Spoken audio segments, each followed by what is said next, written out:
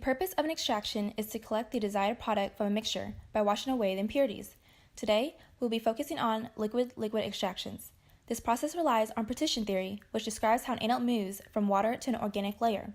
In order to perform an extraction, a solution containing dissolved components and an admissible solvent are added to a separatory funnel. This solution is then inverted several times and left to settle until two layers form.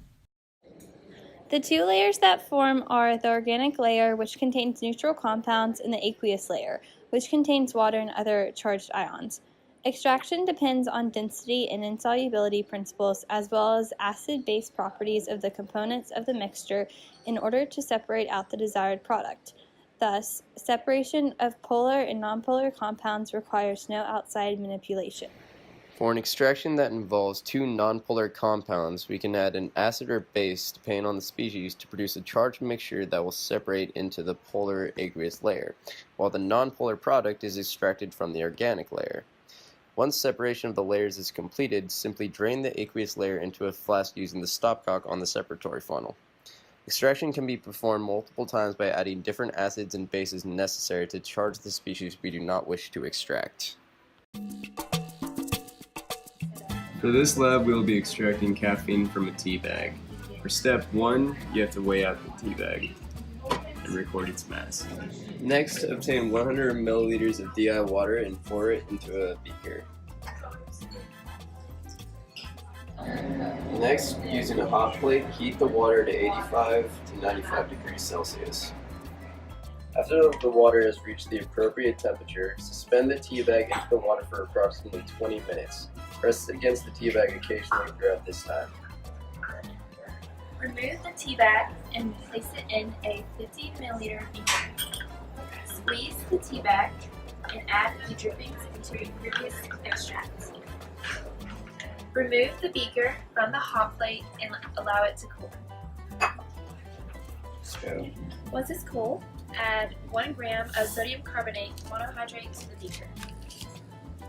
Obtain 10 milliliters of methylene chloride and pour it into a separatory funnel using a conical funnel. Add the tea extract to the separatory funnel. Extraction process begins by inverting and shaking the separatory funnel for approximately 5 minutes or when no more air escapes from the funnel. Vent the funnel between inversions. To vent in between inversions, point stem of funnel towards the back of the hood and open stopcock. Repeat as necessary. Once the solution separates into two layers, remove the top of the separatory funnel and remove the bottom organic layer into a 50 milliliter Erlenmeyer flask.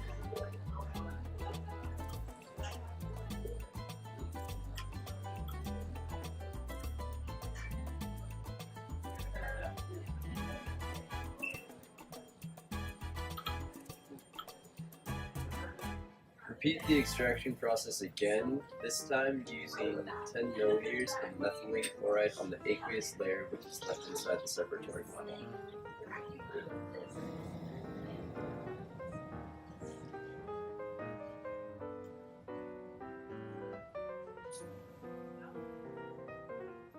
After inversion and shaking, let the solution separate into the two layers. Then remove the bottom organic layer, combining both extractions. Dry the solution with anhydrous CaSO4 for 10 minutes until the solution looks roughly like sand.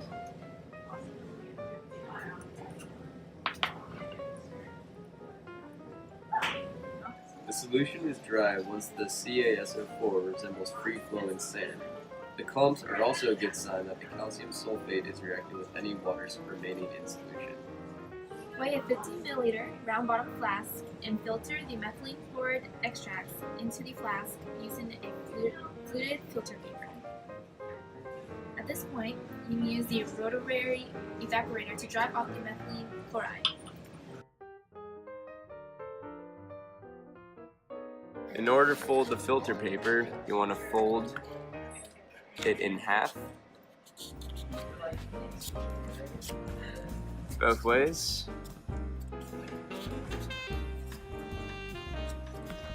and fold it again in half.